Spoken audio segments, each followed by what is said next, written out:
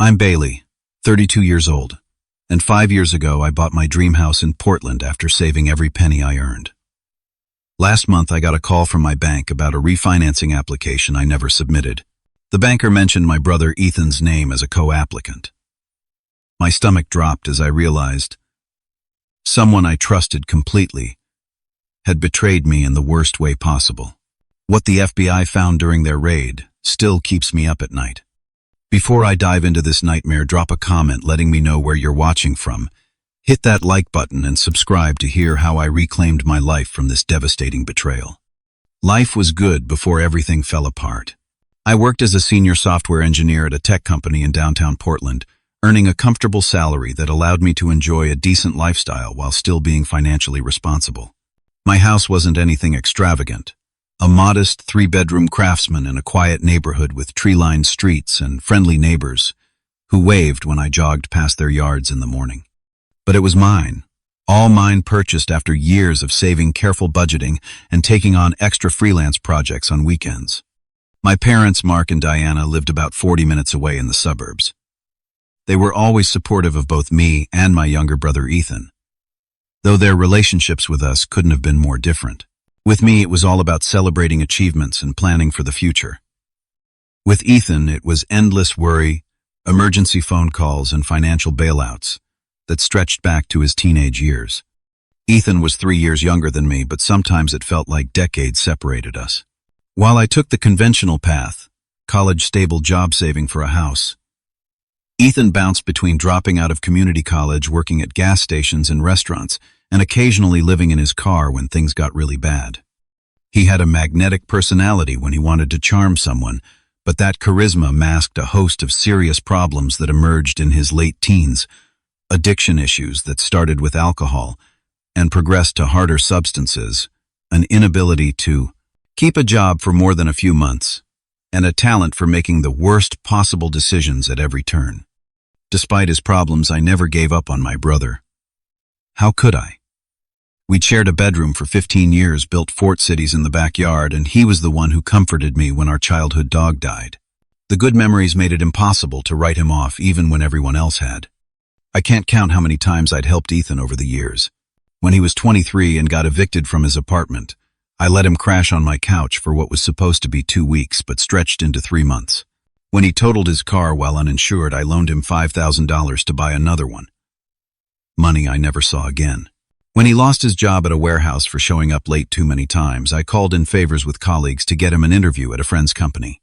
And just last year, I paid for a 30-day rehab program when he finally admitted he couldn't kick his habit alone. That last intervention seemed to make a difference. In the months before everything imploded, Ethan appeared to be turning things around. He had a steady job at a local brewery, attended Narcotics Anonymous meetings 3 times a week, and even started paying me back in small installments for the rehab costs. Our parents were cautiously optimistic, and for the first time in years, family dinners weren't tense affairs filled with evasive answers and transparent lies. I was proud of him, and honestly a little proud of myself too. All those years of not giving up, of believing he could change, seemed to be paying off.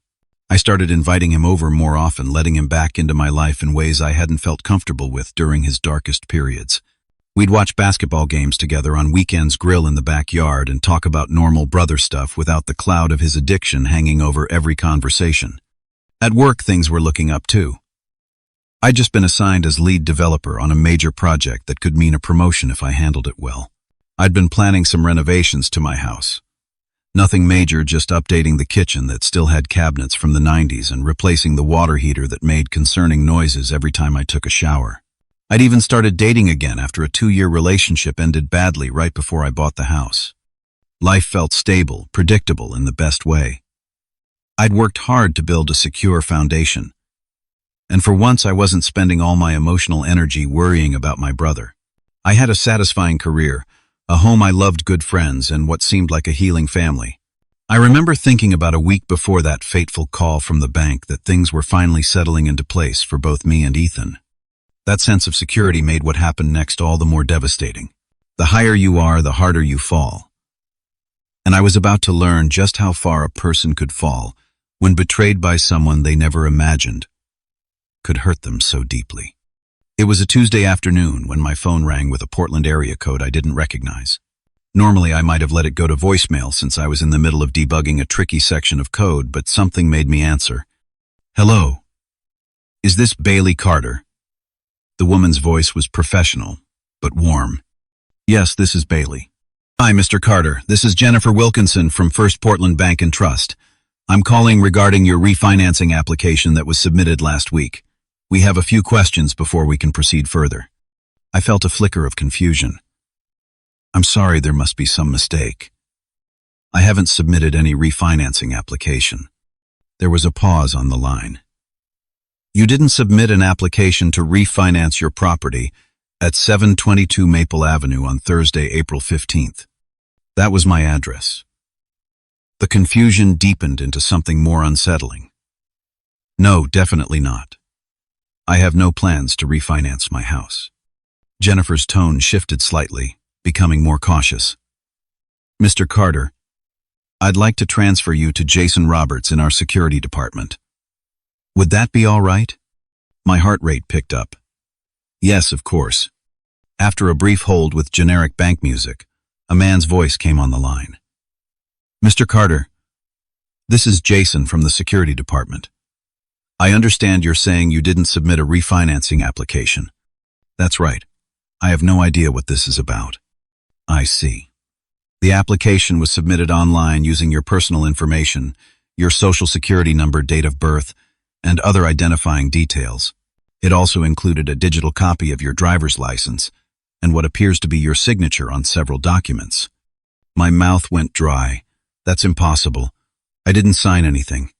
The application also includes a request to add a co-owner to the property, an Ethan Carter. According to our records, the applicant is seeking to establish joint ownership and then immediately take out a substantial equity loan against the property. My brother's name hit me like a physical blow. Ethan. Why would he? The pieces started falling into horribly logical place. My fingers tightened around the phone. Mr. Carter, are you familiar with this individual? He's my brother. I managed to say, my voice sounding strange to my own ears. I see. Jason's voice took on a note of sympathy. Unfortunately, we've seen cases like this before. Family members sometimes think they can get away with financial fraud because their relatives will be reluctant to press charges. How did you know something was wrong? I asked, trying to process what was happening. Several red flags were raised by our fraud detection system. First, the application came from an IP address in a different part of the city, from your home or workplace. Second, while the signature looked convincing at first glance, our verification software noted discrepancies when compared to your signature on file. Third, the request for an immediate equity loan after adding a co-owner is a pattern we've seen in fraud cases before. My mind was racing, thinking of all the times Ethan had been in my house over the past few months. Had he been looking through my papers, searching for personal documents, taking photos of my signature? The thought made me feel physically ill. What would have happened if you hadn't caught this? I asked. If the refinancing and co-ownership had been approved, the equity loan would likely have been processed quickly. The funds, approximately $170,000 based on your home's current value, would have been dispersed. Once that money was gone, it would be extremely difficult to recover. $170,000. The number was staggering. That was more than half the equity I'd built in my home over 5 years of mortgage payments and property value increases. Mr. Carter, I strongly recommend you contact the police about this matter, Jason continued. This is attempted fraud and a very serious offense. I understand, I said, though I wasn't sure I did. Everything felt surreal, like I was having a conversation about someone else's life. What happens now with the application? We've already flagged it as fraudulent and halted all processing. We'll provide you with copies of all submitted documents for your police report. I'd also recommend placing a freeze on your credit immediately and changing all your banking passwords. The call continued, with Jason giving me instructions about protecting my accounts and the steps for filing a police report, but I was only half listening. My mind kept circling back to Ethan. My own brother had tried to steal from me. Not just any money, but the equity in my home. the biggest investment and achievement of my life. When the call finally ended, I sat staring at my computer screen, the lines of code now meaningless symbols. My colleagues continued working around me, unaware that my world had just imploded. I needed to talk to Ethan to hear him either deny it or explain himself. I needed to understand how the brother I'd helped countless times could try to steal everything I'd worked for. I picked up my phone again, my hand slightly shaking, and called Ethan's number. It went straight to voicemail. I texted him, "Need to talk to you, urgently. Call me." No response. My boss walked by and noticed my expression. "Everything okay, Bailey?" I forced a nod and mumbled something about a family emergency. Nothing was okay, and I had a sickening feeling that things were about to get much worse. After leaving work early, I drove straight to Ethan's apartment on the east side of Portland. It was a small studio above a convenience store, not the greatest area, but a step up from some of the places he'd lived before. I'd helped him move in 6 months ago, carrying boxes up the narrow staircase and setting up the second-hand furniture we'd found on Craigslist. I knocked on the door. No answer. I knocked harder, calling his name. Still nothing. A woman emerged from the neighboring apartment, giving me a suspicious look. "If you're looking for Ethan, he hasn't been around for a couple days," she said, leaning against her doorframe. "I'm his brother," I explained. "Have you seen him recently?" She relaxed slightly. "Oh, you're the brother he talks about, the one with the nice house." Something about the way she said it made my skin crawl. "When did you last see him?" "Sunday, I think. He was carrying out some bags, seemed in a hurry. Mentioned something about a trip. Did he say where he was going?" She shook her head. "No, but he was acting weird. All secretive, but also kind of excited. Said something about coming into money soon and how he'd finally be able to level up his life." She made air quotes around the phrase. I thanked her and stood there uncertain what to do next. Then I remembered I still had a spare key to Ethan's apartment from when I'd helped him move in. I'd meant to return it but never got around to it. Now I was glad I hadn't. The apartment was a mess. Clothes scattered everywhere. Empty takeout containers on the counter. Unwashed dishes in the sink. But it wasn't the normal messiness I'd come to expect from my brother. This looked like someone had left in a hurry, grabbing essentials and abandoning the rest. I started looking around, feeling like an intruder, but driven by a need to understand what was happening. In the trash can, I found torn-up credit card statements, showing maxed-out cards I didn't know he had. On the desk was a stack of past-due notices from his landlord. But most disturbing was a notebook shoved between the couch cushions. The notebook contained what looked like practice versions of my signature. Page after page of attempts, each getting closer to the real thing. There were also notes about my daily schedule when I left for work, which days I went to the gym, even which neighbors were home at different times of day. The level of calculation was chilling. Mixed in with these pages were names I didn't recognize, along with phone numbers with area codes from different states. One name, Marcus, had appeared several times with notes like M says patience and M guarantees buyer for 30%. As I flipped through the notebook, my phone buzzed. A text from Ethan: "Hey bro, in Seattle for a few days. Friend offered me a job opportunity. Talk when I get back." The casual tone, the obvious lie. It pushed me over the edge. I took photos of everything I'd found, returned the notebook to where I'd found it, and locked up the apartment. Then I drove straight to the police station. The officer who took my report, Detective Ramirez, listened carefully as I explained the situation. She asked detailed questions about Ethan's history, our relationship, and the evidence I'd found. "This level of identity theft and attempted fraud is a felony," she explained, "and based on the notebook you described, it sounds premeditated and possibly connected to others. We'll need to investigate fully." "Do you think my brother is involved with some kind of organized group?" I asked, the idea seeming impossible. "It's too early to say for certain, but the references to other people and percentages suggest he's not operating alone. Identity theft rings often recruit people with access to potential victims, family members, roommates, co-workers. The thought that Ethan might have been recruited specifically because of his connection to me made me feel physically sick. "We'll send officers to your brother's apartment with a warrant," Detective Ramirez continued. In the meantime, I'd advise against confronting him directly, if he is working with others that could potentially be dangerous. I left the police station feeling hollowed out. On the drive home, I called my parents. They needed to know what was happening, even though it would break their hearts. My father answered. "Bailey, everything okay? You never call this late." "Dad, I need to talk to you and Mom about something serious. Can I come over now?" 20 minutes later, I sat at their kitchen table, the same table where we'd had countless family dinners, and told them everything. The fraudulent application, the notebook in Ethan's apartment, the police report. My mother started crying halfway through. My father just looked older with each word. I spoke the lines in his face, deepening. "There's something we should have told you," my father said when I finished. "Ethan came to us last month asking for a loan. A big one. $20,000. Said it was for some investment opportunity that would pay off huge. We didn't have that kind of money," my mother added, wiping her eyes. "He got angry, said we never supported his ambitions the way we supported yours. It was so unfair. He's been bringing around new friends too," my father continued. "Flashy guys with expensive watches and cars. One of them, Marcus something, came to the house with Ethan a few weeks ago. I didn't like the way he looked at our things like he was appraising them." "Marcus, the same name from the notebook. I think Ethan might be in serious trouble," I said.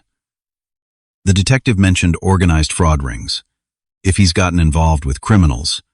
We talked late into the night, piecing together strange comments and behaviors from Ethan over the past few months that now took on new significance.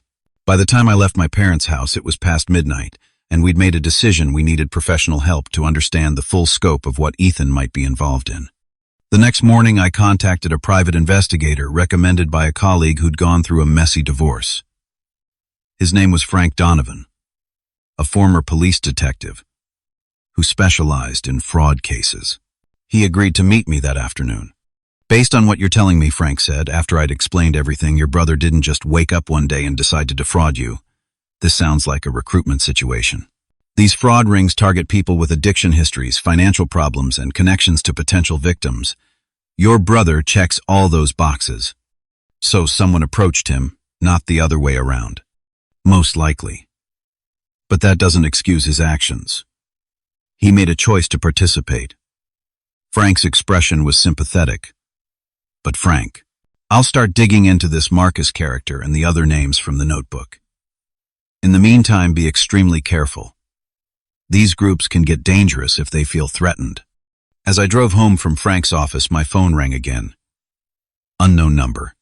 "Is this Bailey Carter?" A man's voice, unfamiliar. "Yes, who's this?" "My name is Special Agent Thomas Wilson with the FBI. We need to talk about your brother, Ethan Carter." The FBI. My brother's activities had escalated to the level of federal investigation. Agent Wilson asked to meet in person, and 2 hours later I was sitting across from him and his partner, Agent Reyes, in a sterile conference room at their Portland field office. "Your brother has been on our radar for approximately 3 months, Agent Wilson explained. "We believe he's connected to a multi-state fraud operation that's been targeting homeowners across the Pacific Northwest. We were already building a case when the Portland police contacted us about your situation," Agent Reyes added. "The details match the pattern we've been tracking. They showed me photographs of Marcus Reynolds, the man mentioned in Ethan's notebook, and who had visited my parents. His real name was Marcus Donahue, a 3-time felon with convictions for wire fraud, identity theft, and extortion.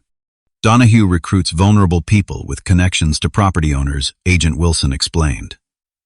"The operation forges documents to add their recruits as co-owners, takes out equity loans, and disappears with the cash. By the time the fraud is discovered, the money's been laundered through a network of shell companies." "What happens to the recruits like my brother?" I asked. The agents exchanged glances. "They typically receive about 20% of the take," Agent Reyes said.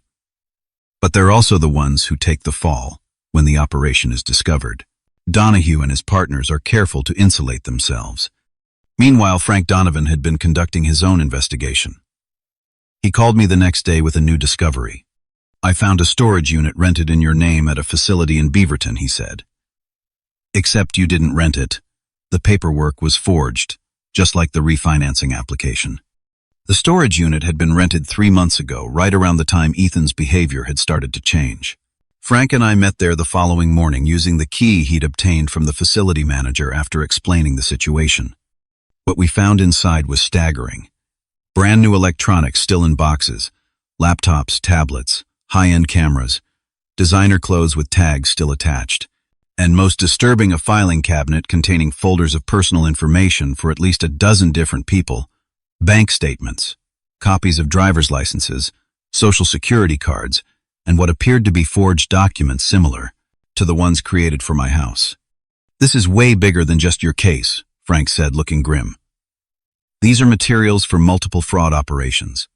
We also found equipment for creating fake IDs, including a high-quality printer laminator and special paper.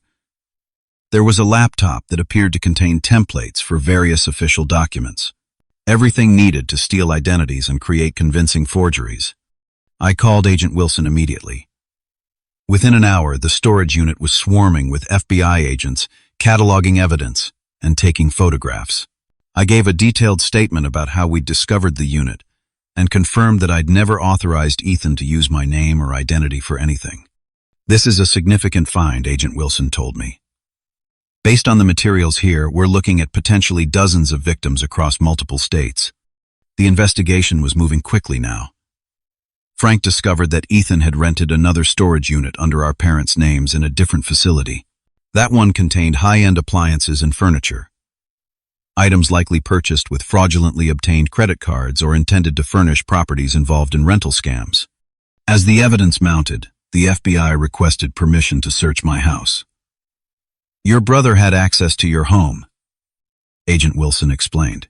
"Based on the patterns we're seeing, there's a possibility he may have hidden evidence there as well."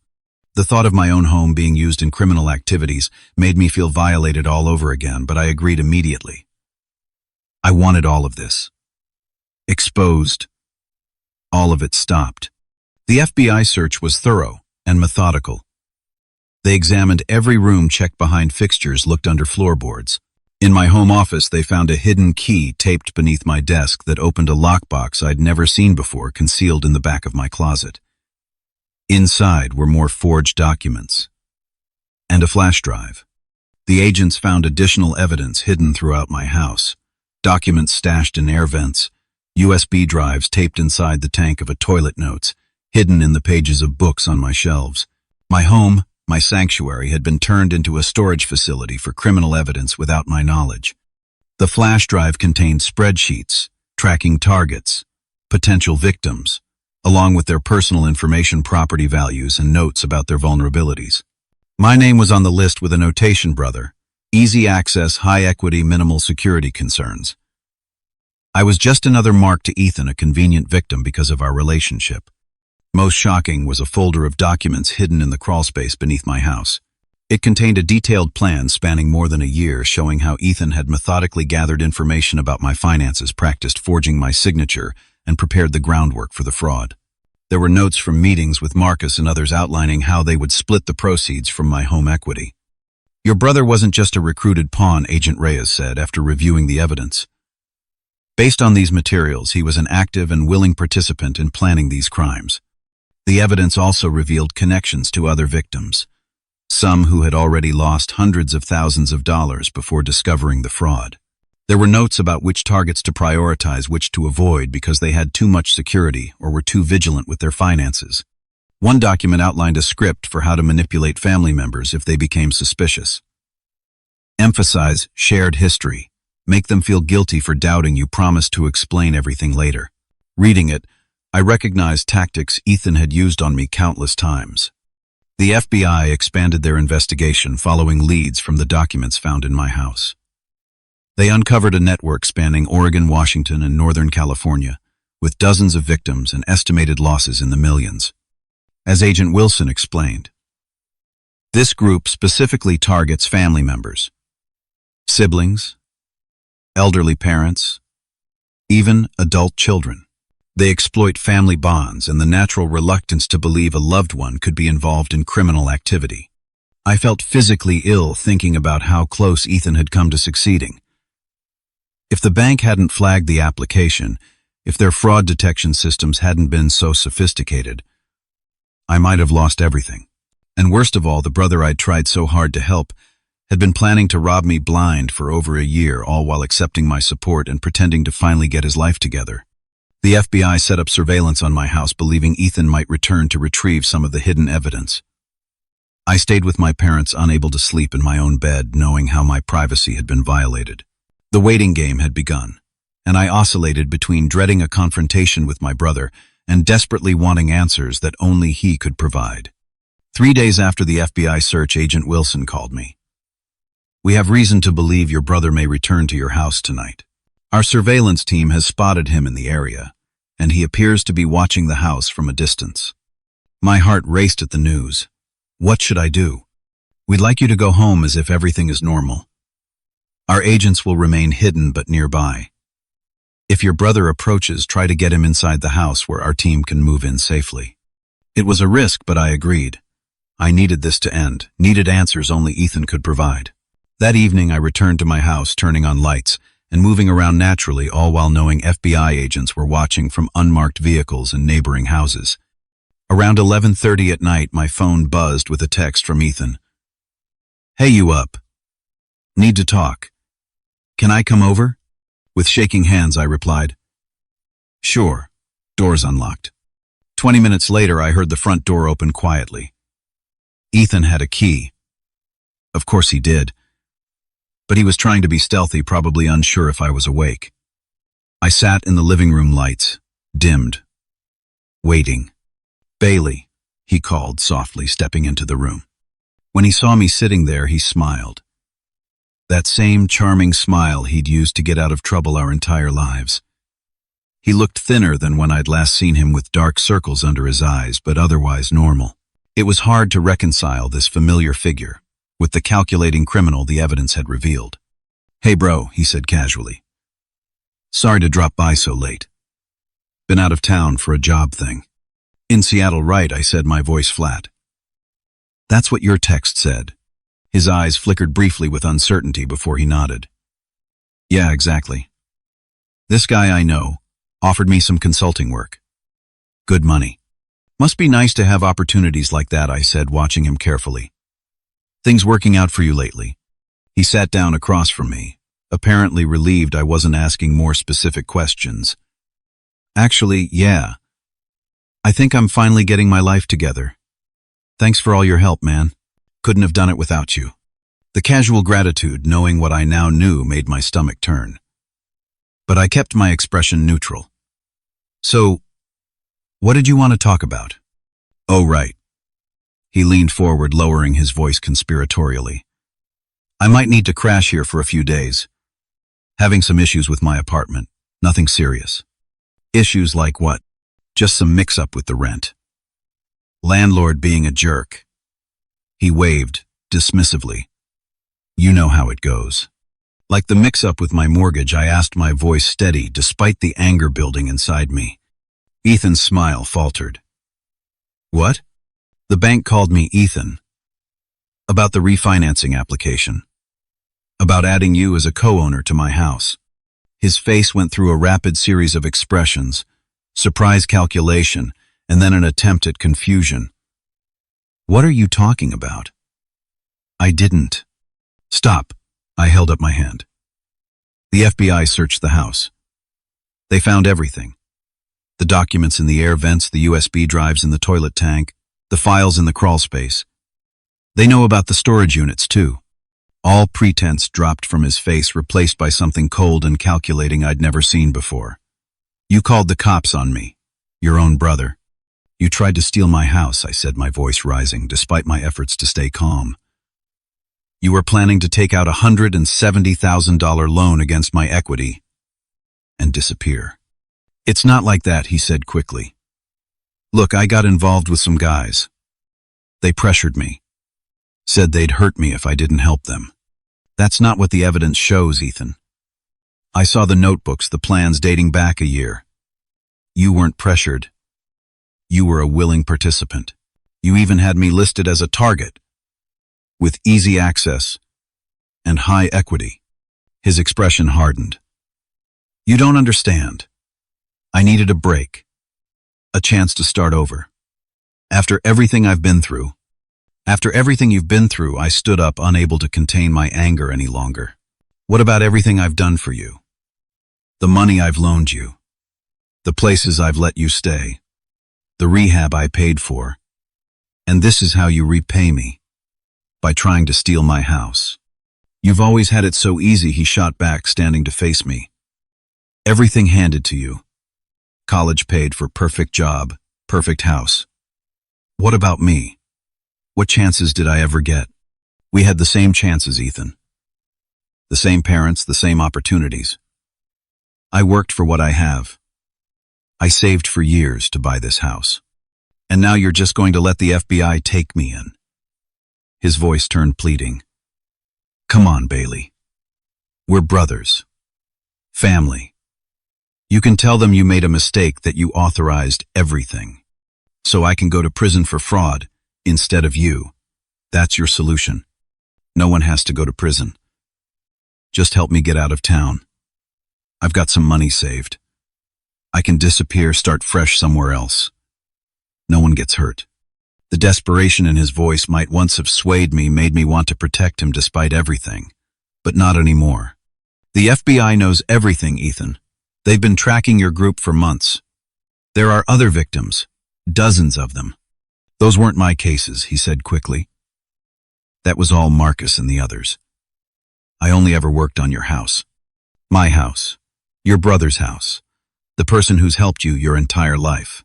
My voice broke slightly. Was any of it real, Ethan? The recovery, getting your life together, was that all just part of the con, to get closer to me, to get access to my house? Something flashed in his eyes, not remorse but irritation. What does it matter now? Are you going to help me or not? Why should I help you after what you tried to do to me? His face twisted into an ugly smile. Because that's what you do, Bailey. You help me. You fix my messes. You play the responsible big brother because it makes you feel superior. The cruelty of his words stunned me. This wasn't the brother I thought I knew. Maybe I'd never really known him at all. Did you ever plan to share any of the money with me? I asked. Or was I just another victim to be discarded once you got what you wanted? He laughed. Actually laughed. Share? Why would I share? The whole point was to take what you had and use it for myself. You think I want to be like you with your boring job and your boring life. I've got bigger plans. Before I could respond, he lunged toward the front door. But as he yanked it open, he found himself face to face with Agent Wilson and two other FBI agents, weapons drawn. Ethan Carter, you're under arrest for wire fraud, identity theft, conspiracy, and attempted bank fraud. Agent Wilson announced, holstering his weapon as the other agents secured Ethan. You set me up, Ethan spat at me as they handcuffed him. Your own brother. I watched in stunned silence as they read him his rights and led him to a waiting vehicle. The brother I'd grown up with, fought for, and believed in, despite all evidence to the contrary, looked back at me with nothing but cold hatred in his eyes before disappearing into the night. The days following Ethan's arrest blurred together in a haze of legal meetings, paperwork, and emotional exhaustion. The FBI investigation expanded rapidly as they followed leads from the evidence found in my house and the storage units. What had started as a case about my brother's attempt to defraud me had ballooned into a multi-state investigation involving dozens of victims and millions of dollars. I spent hours with federal prosecutors explaining my relationship with Ethan and walking through the timeline of events. Each conversation forced me to confront the calculated nature of his betrayal, how he had systematically used our relationship to gather information, gain access, and position himself to steal from me. My parents were devastated. In one cruel stroke, they'd lost one son to criminal charges and watched the other struggle with a profound betrayal. We sat together in their living room the day after Ethan's arrest, my mother clutching tissues, my father looking older than I'd ever seen him. We should have seen the signs, my father said, his voice hollow. All those new friends, the sudden interest in your finances, the questions about your house. You couldn't have known, I told them, though. Part of me wondered if we'd all been willfully blind to Ethan's true nature for years. He fooled all of us. As the investigation proceeded, more victims came forward. Some had already lost substantial sums before discovering the fraud. Others, like me, had caught it just in time. The FBI arranged a meeting for all the local victims, a support group of sorts where we could share our experiences. Sitting in that room with a dozen others, I was struck by how similar our stories were. Many were defrauded by family members, siblings, cousins, even children. People they'd trusted implicitly, people they'd helped countless times before. Their stories mirrored my own feelings of violation and betrayal. "I keep asking myself how I didn't see it coming," said a woman in her 60s, who'd lost her retirement savings to a scheme orchestrated by her nephew. "All the signs were there, but I chose not to see them." A man about my age nodded in agreement. "They count on that. On family loyalty blinding us to the red flags." Listening to their stories, I felt a strange mixture of devastation and relief. Devastation at the widespread pain this network had caused, but relief in knowing I wasn't alone, wasn't uniquely blind or foolish for trusting family. The full scope of the fraud ring became clearer as the FBI investigation progressed. Marcus Donahue was indeed one of the ringleaders, but not the only one. The operation spanned Oregon, Washington, and Northern California, with different cells specializing in different types of fraud: identity theft, mortgage fraud, rental scams. They specifically targeted victims through family connections, exploiting trust and familial loyalty. According to the evidence, Ethan had been recruited over a year ago, shortly after completing rehab. His history of addiction made him vulnerable, but he'd proven himself a valuable asset due to his charm and his connection to me. A single homeowner with substantial equity and a trusting nature. What hurt most was learning that Ethan hadn't been a minor player pressured into participating. The documents revealed he'd become one of the more successful recruiters, bringing in other people with addiction histories to target their families. He'd been promised a significant cut of the proceeds from my equity loan. Nearly $50,000, far more than the 20% most recruits received. As the legal process moved forward, I threw myself into helping the investigation. My background in software engineering proved useful in helping the FBI trace digital evidence and connections between members of the network. Working with the agents gave me a sense of purpose, a way to channel my anger and betrayal into something productive. But while the days were filled with activity, the nights were harder. My house no longer felt like home. Every room held memories of Ethan's betrayal. The office where he'd hidden documents in my desk. The living room where we'd watched games while he plotted against me, the spare bedroom where he'd stayed while photographing my personal papers when I was at work. I couldn't sleep, constantly checking locks and startling at every noise. The FBI had assured me that all members of the local cell had been arrested, but the violation of my personal space had left deep psychological wounds. "This is a normal reaction to what you've experienced," my therapist explained during one of our sessions. "Your home was your sanctuary, and that sense of safety was taken from you." Determined to reclaim my life, I took concrete steps. First, I hired contractors to completely renovate my home office and the guest bedroom. New paint, new furniture, new flooring. I needed to erase the physical reminders of Ethan's presence. I installed a comprehensive security system with cameras, motion sensors, and smart locks that notified me whenever anyone entered my house.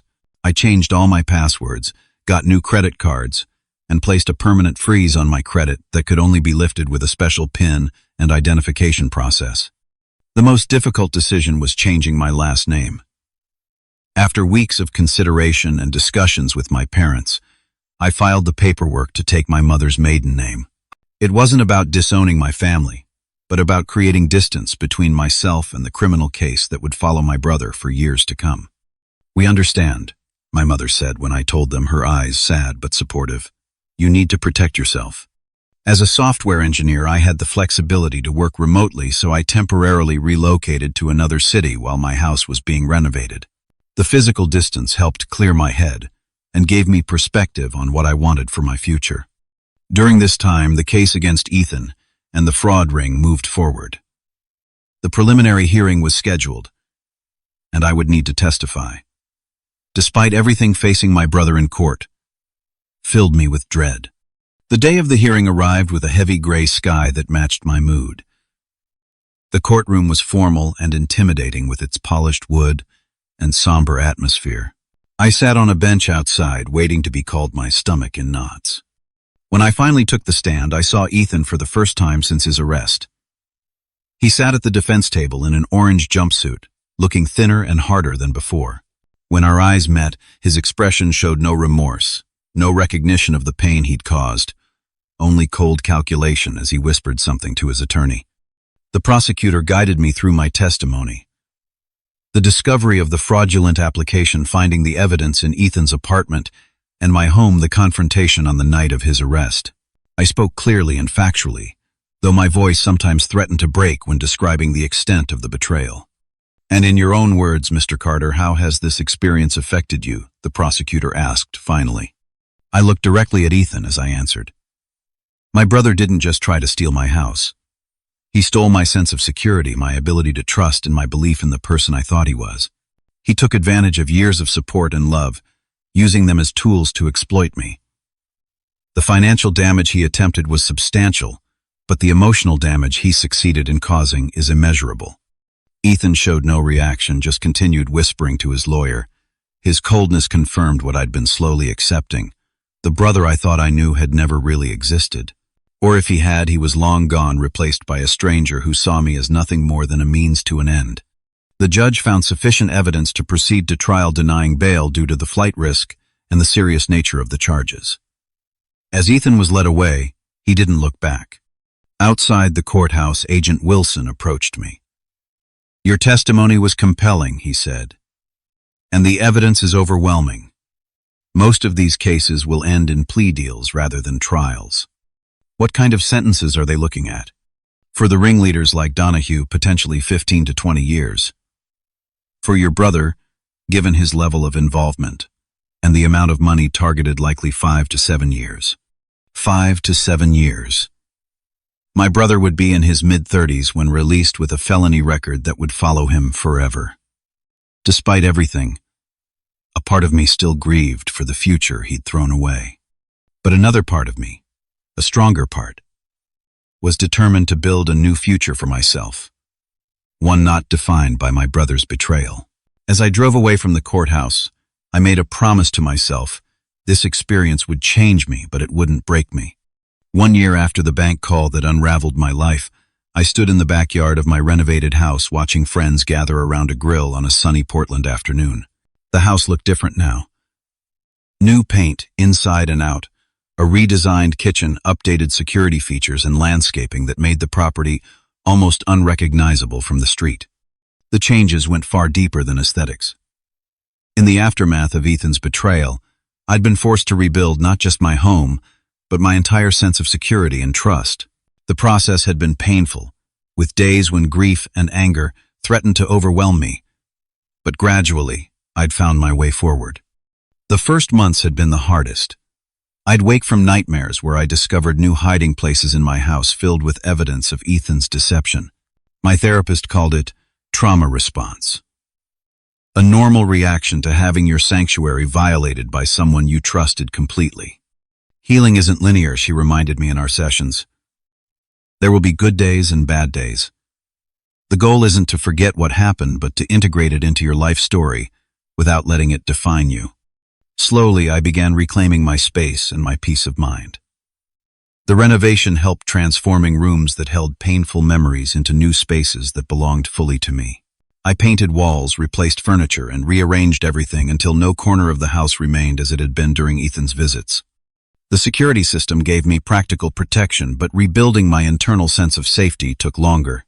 I joined a support group specifically for victims of family fraud, meeting monthly with others who understood the unique pain of betrayal by those closest to you.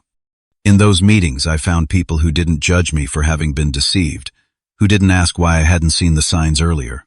Instead, they shared their own journeys toward healing and helped me recognize that trusting family wasn't a weakness. The weakness lay in those who exploited that trust. Professionally, my experience led me in a new direction. The skills I'd developed helping the FBI investigate the fraud network revealed an aptitude and passion for cybersecurity. 6 months after Ethan's arrest, I accepted a position with a company specializing in fraud prevention systems for financial institutions. Your personal experience gives you insight that can't be taught, my new boss explained during the interview. You understand both the technical aspects and the human elements of fraud in a way most security professionals don't. The work proved deeply satisfying. Each vulnerability I identified, each security measure I helped implement potentially protected someone else from experiencing what I had gone through.